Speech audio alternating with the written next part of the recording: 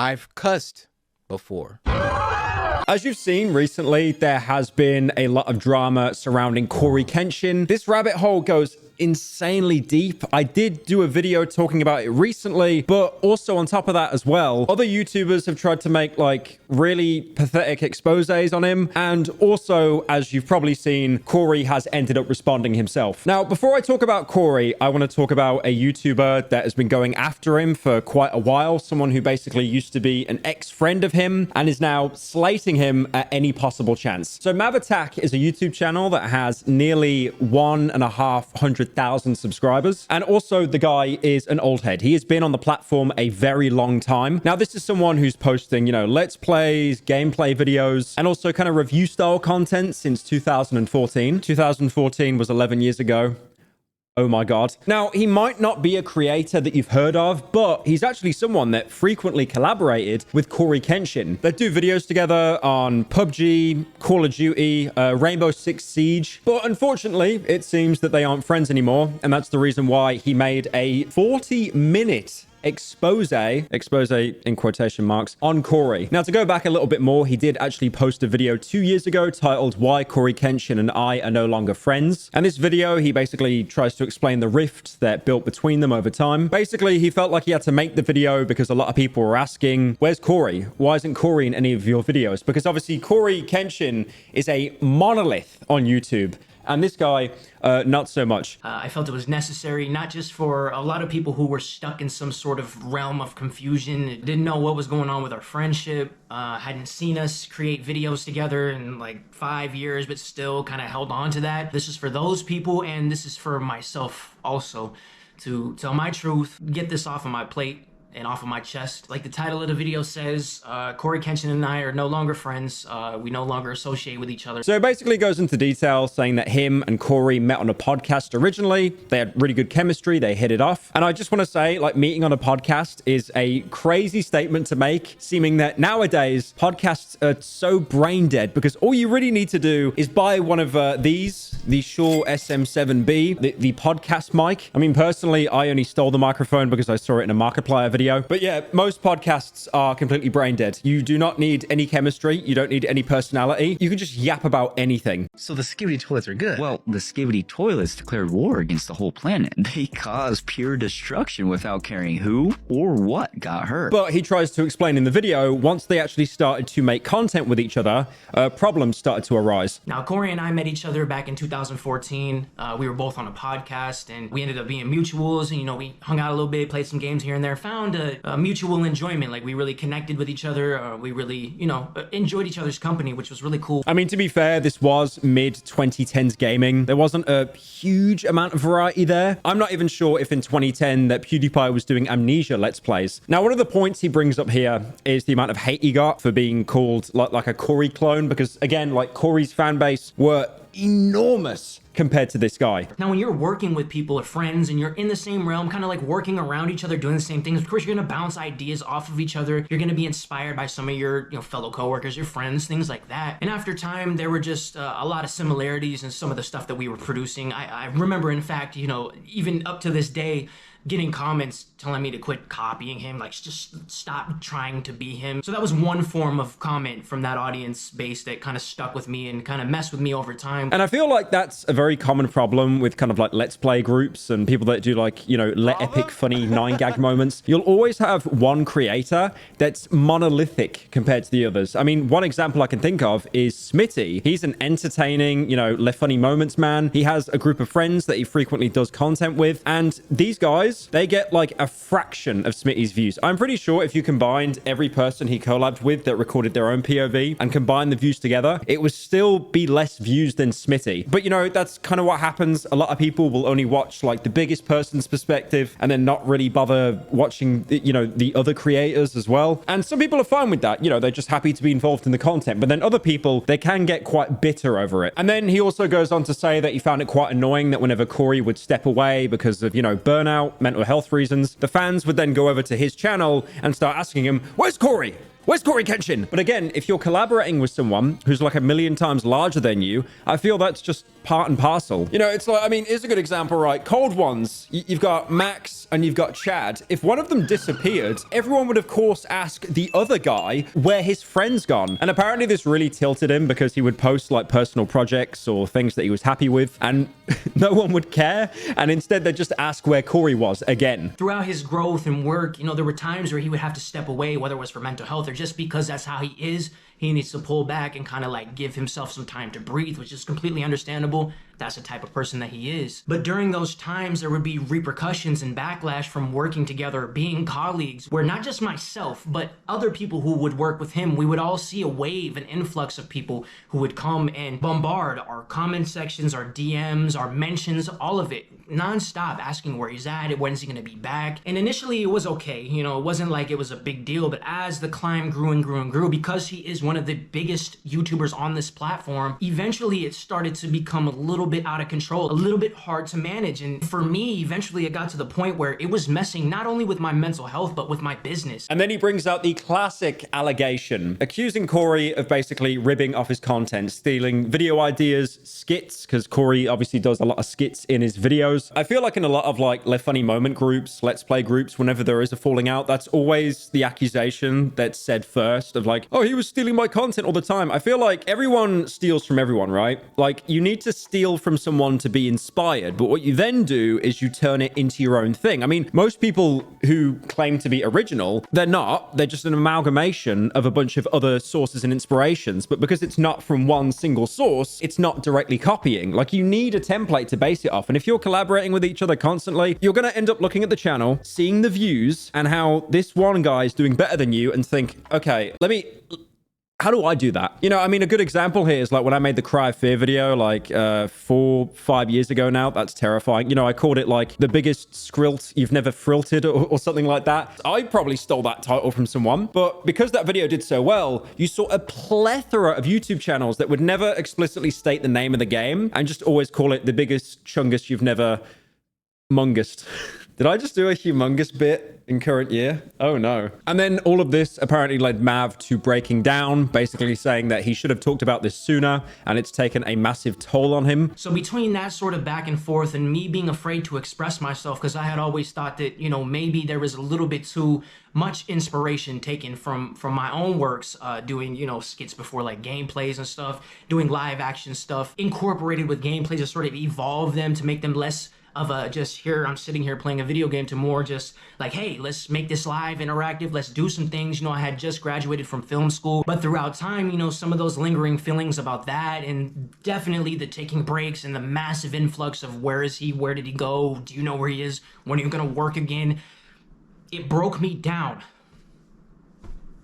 It broke me down in a big way because I didn't feel like I was able to benefit off what I was creating.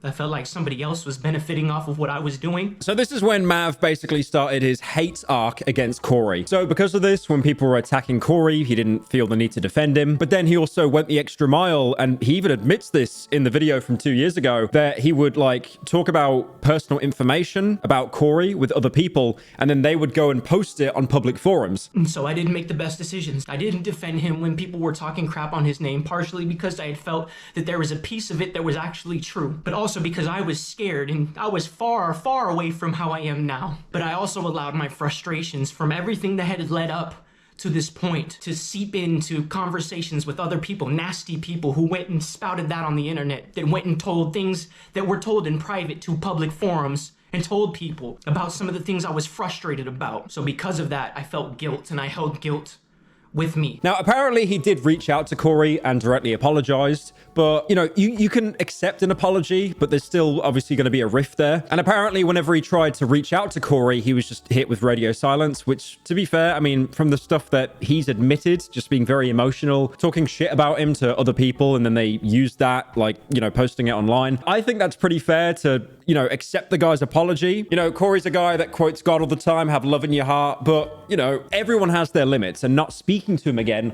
I totally get that. So I apologize for that. And he accepted my apology, and we moved on. We moved forward. I did my best to continue to reach out, want to play some games here and there. Just getting back on track. That was my whole point, was clean slate. I want to get back on track. You know, let's move on from this.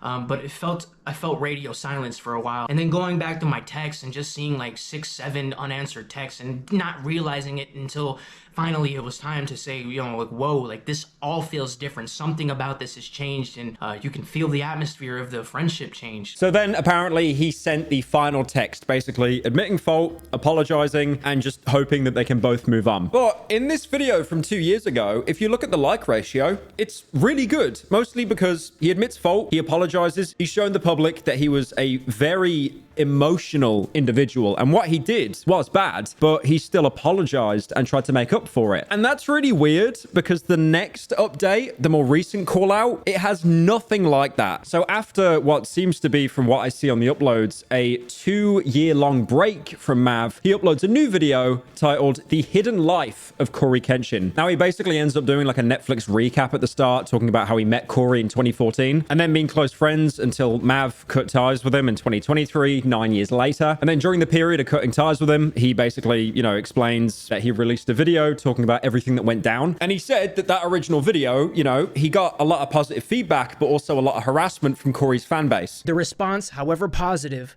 brought a wave of harassment and toxic behavior to my comments, even going so far as to target my wife's social media accounts and the accounts of anyone looking to speak out in support of me simply expressing my truth. And again, the original video, I think it's pretty solid, but mostly just because how terrible this new video is. And also, I think you'll expect harassment, because the Cory fan base, to get as many views as he does, they have to be primarily 9-year-olds. I don't mean that as a roast or an insult, but again, it literally is like kids that young, they have the most amount of free time to just endlessly watch YouTube. They have no obligations, no commitments. And apparently Mav was getting so much hate that he tried to reach out to Cory, basically, you know, getting him to, I guess, intervene and be like, stop 9-year-olds, stop bullying this person who I'm no longer friends with. And unsurprisingly, Cory wouldn't help. Part of my issues with Cory that were communicated and shut down by him were when he would step away from YouTube without updating his obsessed audience. I'd then reach out to ask him if he could post on social media saying he's okay, and to leave his friends and family alone, which would always conclude with him saying that's just how he is. He was going to do what he wanted regardless of how much it would hurt the people he claimed to love and care for. And then Mav does something quite weird. He basically shows an example of Cory's own brother complaining that, you know, he can't really reach out to Cory because, again, Cory is someone, even though he has a monolithically sized fan base and he's incredibly successful, he takes very, very long breaks, sometimes up to nearly a year, I think. I feel Cory definitely has like kind of a rapid fire personality. It's like, you know, he will do daily videos for like 1 month, 2 months. And then, you know, he's like, I'm kind of burnt out. I'm going to take some time off. Cory's brother, Certified AK, posted a YouTube video back in 2020 titled The Truth, where he expressed his sadness and disappointment and lack of motivation to enjoy creating YouTube videos due to an invasion of comments asking for Cory's whereabouts. I texted my brother probably like 2 weeks ago. I showed him all the comments, all the spams I was getting on my channel. So I'm just putting the video of what he said, guys. And honestly, I already knew what he was going to say. That's my brother. I've known him all my life, 16 years. I've known exactly what he was going to say. And then Mav does the thing which I wish he really didn't do, because in the last video talking about Cory, I mentioned that his ex came out about him, and he brings this up as well and tries to weaponize it. If you remember, his ex-girlfriend Panda Ninja basically called him out for numerous things, and I covered this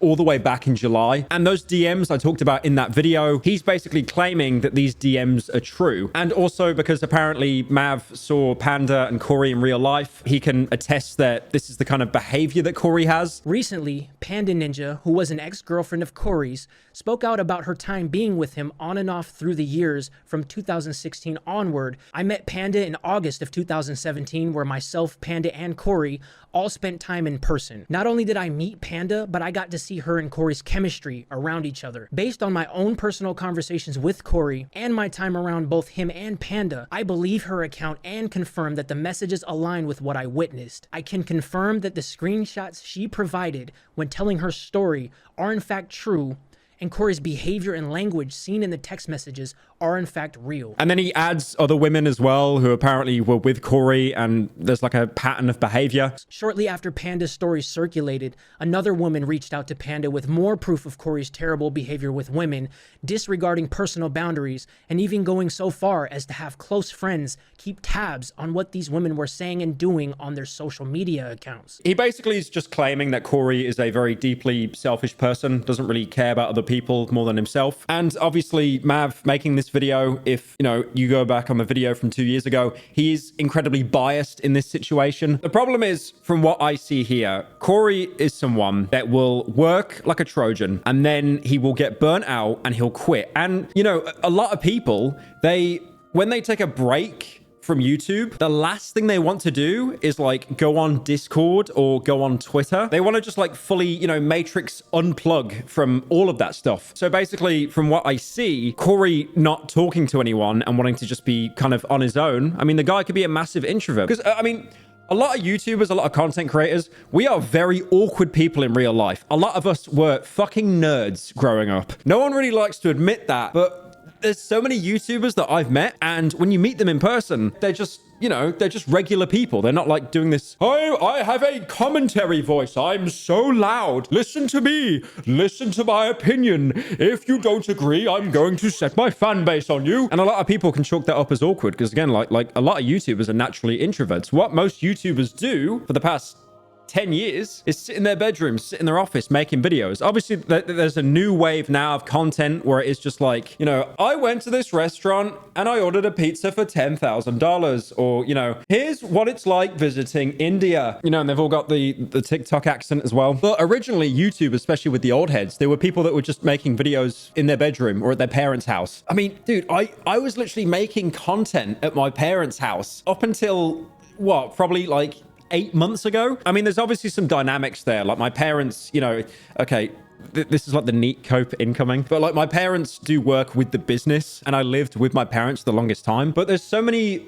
YouTubers and content creators I've talked to, and they've just said, yeah, I mean, like, family's everything. Like, stick with them for as long as you can. And then I've had other people tell me that they absolutely hate their family, but anyways. And apart from shilling Panda, Mav actually goes the extra mile and platforms her on his video to basically tell her side of the story. Now, she alleges that Cory did the biggest psyops imaginable. I'm talking emotional abuse, gaslighting, love bombing, and other techniques. Here's the truth. He didn't need to put his hands on me to leave scars. He punished with silence. He messed with my head. Gaslit, love bomb, disappeared, then spun the story to make me look unstable. That was control. The way he treated me left me feeling mentally and emotionally abused. It wasn't just me. Others around him felt it too. And then she also goes on to claim that a lot of people on the internet ran with the fact that Cory was like a sexual abuser. He was accused of sexual assault. And she even admits, like, in the video that I never accused him of that, because obviously, like Twitter drones, as soon as they heard,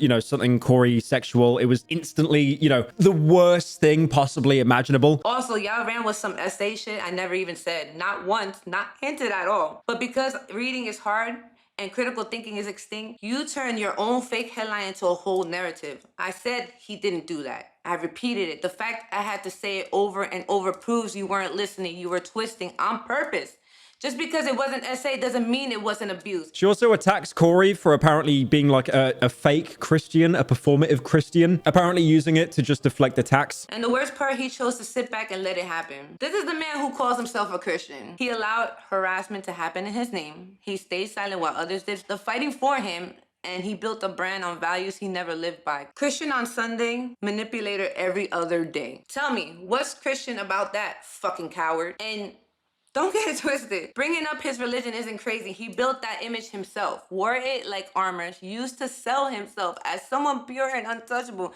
This isn't about belief. It's about behavior that never lined up with the values he claimed to represent. I feel the religion cope is always a bit of a weird one. I guess it depends how kind of devout you are to certain religions. Cory's entire personality is basically, find God. But like, when Kanye said find God, but he's like the nice version of that. I mean, you finish a Cory video or start one, and I swear most of them have like some kind of Bible quote or something. I can't really comment on that myself. I mean, like, I myself am Christian, but obviously I'm nowhere anywhere near on the level as Cory. I mean, sometimes, for example, you know, I'll pray. I think the last time I went to church was like 7 years ago. Maybe I need to start going back. But yeah, again, like the religion cope, there's always like kind of different levels to it. I'm very sorry to all the viewers in chat that thought I was a Muslim for some reason. She then goes on a rant complaining about Cory's fan base, which I've always thought whenever you go after a YouTuber complaining about the fan base is just the weakest point you can make. You know, like the content creator can control every single mind and body within that community. Basically saying how like parasocial and toxic Cory's community is, when apparently in reality he doesn't care about them. And then she goes on to claim that like Cory would like taunt her with the apparent presence of other people in his life. When Cory asked me what I wanted for my birthday, I told him I wanted to see him, of course, but I also said I love to meet Dashi. Instead of being happy to share that moment with me, he got angry, he yelled, he hung up on me, and then disappeared for a while. And then later on, when he did come back, he kept bringing up Dashi on different occasions. Not in a neutral way, but in ways I knew were meant to get a reaction out of me. It felt like he was dangling Dashi's name in front of me just to test me, just to start arguments. Even saying that Cory would like have like a Dr. Jekyll and Mr. Hyde moment where he would switch personalities on the fly. So which one is it, Cory? In 2018, you're trying to act like the one who still cares.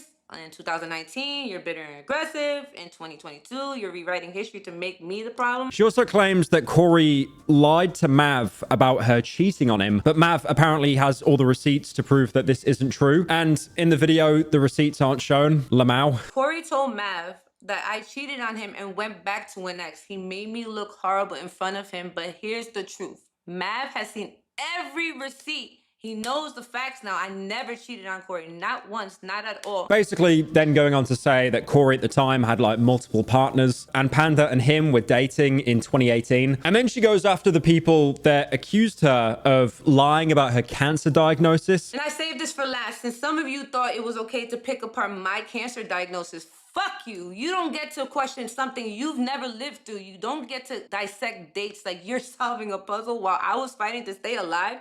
You weren't there. You didn't feel it. And unless you've gone through it yourself, you have no idea how much pain I was in. February 7th, 2020, I had triple negative breast cancer, stage 3A, one of the most aggressive types. I mean, out of all the things I've heard so far, that's probably the one that I can actually respect, because obviously you don't want to have cancer and then the internet, just because they don't like you, just completely invalidates it. It's like being served just this soup of like cope and there's a little pea in there that's actually spitting facts. So that's pretty much the end of the first video. Again, most of it was pretty much testimonial evidence. There wasn't actually any screenshots or proof to back it up. It's just Cory did this thing and it's true because I dated him. Now that wasn't the only video. Believe me, the hate burner was strong. So a couple of days later, Mav uploaded another video titled CoryXKenshin responds to Mav attack. Now, despite the title of the video, at this point, Cory never actually responded or acknowledged the situation. It was basically a 25-minute video of Mav just reading out hate comments and insulting people that disagreed with him. Now, I sat through the entire video to see if there was like any more accusations or like maybe some screenshots of proof, and no, it was basically a nothing burger video reading hate comments with a clickbait title to get the fans to click on it. And then he does this really weird thing where he fakes a phone call between him and Cory, basically saying that they've made up, they're friends, and they're going to collaborate again. Yeah, but are you sure that that's what you want to do? All right, man. I'll let him know. Cory wanted me to let you guys know that in his silence, he finally realized the truth. And the truth is, we'll be collaborating on my next video so Cory and I can discuss everything that's happened, clear the air, and he can talk about where he's been this whole time. And then the cope does not end there, because he ended up uploading a third video, CoryXKenshin and Mav attack best moments. So after doing like a video shitting on him and then a video reading hate comments, he then uploads a 30-minute compilation of like really old moments between him and Cory playing video games. There was even someone in the comments that called it like the most schizophrenic beef of all time. Now, I have two game theories what might be going on here. The first one, he's trying to make this ordeal as just batshit confusing as possible, so Cory's fans won't actually shut up about it. You know, they'll keep asking, what's going on? I don't understand. And by proxy, that will actually force Cory to end up having to respond to this. The second reason, the rent is due. You know that scene in like Spider-Man 3 where that like landlord guy just says like, give me rent? That is just these three videos back to back. Leave me alone. Give me rent. I like how that was just a normal line in Spider-Man 3, by the way, but now in current year, it's been so drenched in irony, it's actually just comedy genius. No one gets to say the phrase rent-free after I die. It dies with me. Now, unsurprisingly, talking about Cory supercharged Mav's channel. Like, some of his videos were getting around like 5,000, 10,000 views, but the ones with Cory in the title are getting upwards of 100,000 views. He also posted this like really bizarre YouTube short of faking this Daily Mail post saying that CoryKenshin fans ended up shooting and killing him. It's almost like he tried to go after Cory. He tried to basically, you know, bring up all these allegations against him. He bottled it. The rent went unpaid, and it almost just became like a weird parody of itself. Now, again, I wasn't going to cover this drama initially. I know that is like the biggest commentary channel cope. I didn't want to talk about this, guys. My hand was forced to talk about this. But Cory did actually end up responding, which I was really surprised about. So Cory uploaded a video titled, "I'm Just a Regular Guy," and he addresses some of the controversy that he went through. The first claim is him explaining why he'll leave the internet or just stop uploading for extended periods of time. You know, he'll leave and then he'll never actually say when he's coming back. He'll usually just get an upload and then everyone kind of soy faces. So at this point, he takes full accountability for like his poor levels of communication and consistency. He also does bring up the fact that his community can be pretty toxic, basically saying that he's aware that his fans go and harass others. I have failed you. And it's as simple as me just being a better communicator. Hey guys, I don't know when I'm coming back, but I'll see you when I get back. Part of me doesn't do that because is it the better of two evils to be like, yeah, I don't feel like making videos right now. I just want to be around my family and go to Evo and just hang out. So I'll be back when I'm back. Love y'all. Or disappear and come back and be like, yeah, I was doing stuff. You know, obviously I think everybody's just going to pick the first one. But yeah, I should probably just start doing that. Y'all have harassed people on my behalf. Y'all have made edits of people defending me. There could be someone that's actually a CoryKenshin hater that makes an account top CoryKenshin fan and deliberately antagonizes other people just so it's justified that, oh yeah, CoryKenshin's community is so toxic. I've literally seen that. And obviously, this is one of the big complaints that Mavatak had in his original 2-year-old video talking about Cory. And Cory basically says in the video, there are people criticizing me, but do not engage with them. That there's basically no point going on his behalf to harass other people on the internet. To the people that are truly here just to support, rock out with me, do not engage, especially on my behalf. What do you gain? But one thing he does do, he pushes back on the narrative that he was fully aware of this, but never actually did anything about it. This whole narrative of, oh, I just let stuff rock. Oh, I condone my community harassing people and I never say anything. I never check my community. Bogus. Bull. I mean, for one, there are 22 million people subscribed to him. And like I literally said earlier, he makes the exact same point. He does not have the ability to control every single mind and body in his fan base. And apparently, according to him, he's asked his community multiple times in videos to basically, you know, chill out. I got 1,700 videos. I'm not about to pull up every time I checked my community saying that y'all need to relax, y'all need to not be parasocial, y'all need to stop harassing people. And then he does actually talk about the Panda Ninja situation. So Cory actually posts proof here showing that he did apologize to her for everything that he did. You know, specifically the ghosting and the immaturity towards their relationship. Next, I want to talk about the Panda situation. Number 1. Number 2, here's proof that I had already apologized to her over 5 years ago. And this wasn't an apology that was like, oh, I got caught. I'm really sorry. Like, he's timestamped it going all the way back to 2020. And it looks like what Panda actually did is cropped out the apology that she used. She didn't actually include the full message. Absolute certified classic there. Coincidentally enough, this is in the exact same text message that she herself cropped when all of this started. But even after that apology, apparently up until 2022, Panda and Cory were still speaking to each other. You've gone on to hit me up multiple times. He apologized about the video that resurfaced that everyone was sharing online, basically joking about something that he would do to Panda in her sleep. Now, I would like to apologize for the video that she uploaded where I made a very insensitive attempt at humor. I cringed extremely hard looking at myself from 8 years ago, but what I was talking about was something that should never be joked about. That was the video, by the way, that went absolutely viral on Twitter, and people immediately jumped to the point that he could be like a sexual abuser or something. He basically says he messed up, shouldn't have made that joke, very immature, very irresponsible. And then he reiterates the message to, you know, leave people alone and not harass people, but more specifically to Panda. So he's saying, he's asking his fans to not go and harass her. To my community, leave her alone. Don't bother her. Don't bother anybody. Keep it about the gameplays. Keep it about the videos.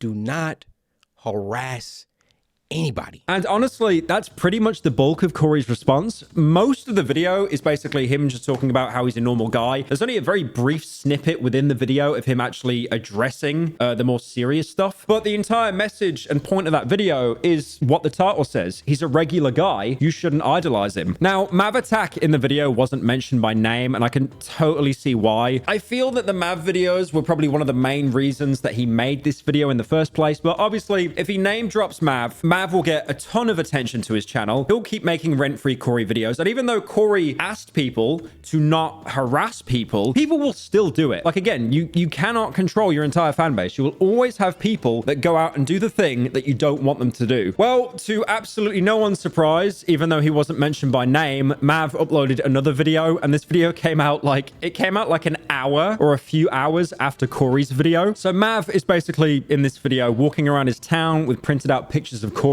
asking people if they've seen him. The fuck? Have you seen this man?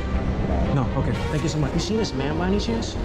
No, okay. You can definitely tell with how higher quality this video is. He already recorded it, and he was basically waiting for Cory to respond so he could post it. Even walking around in the video and basically saying, Cory wouldn't just come back and not address the allegations. He wouldn't just come back and not address the allegations against him, right? Despite the fact that in the actual video, Cory did fully address the allegations. So basically, this is Mav trying to put all his chips in. He bet on red and he got black.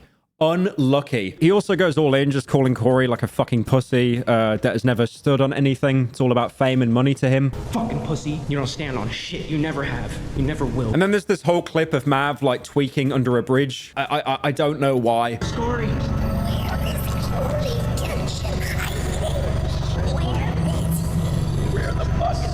But he also does make a claim saying that Cory never actually acknowledged the countless women he's harmed, but again, doesn't show any proof of this. Zero accountability. Why am I not surprised? To the countless women that you have done irreparable damage to, I hope these 100 videos are worth it. There was also another short that he posted. It was basically him recreating the, you know, the famous gif of the individual talking to the brick wall, and he titled it, "Talking to Cory fans be like." Overall, this drama sucks. It really sucks. It was kind of funny, but it sucks. I'm just happy that Cory's back and he can just keep making the content that he wants.